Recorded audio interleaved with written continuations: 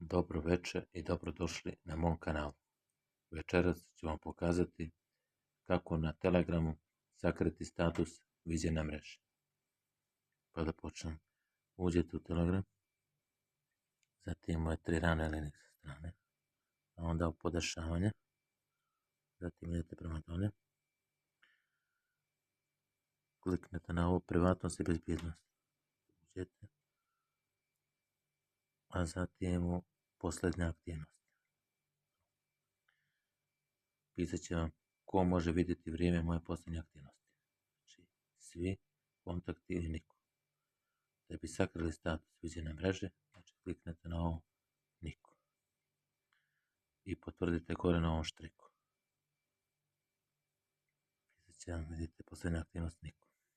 Znači, sada smo na ovaj način sakrili status vizije na mreži, tako da vaši korisnici ili bilo ko drugi neće vidjeti kada ste na mreži, a isto tako nećete ni vi vidjeti kada su oni na mreži.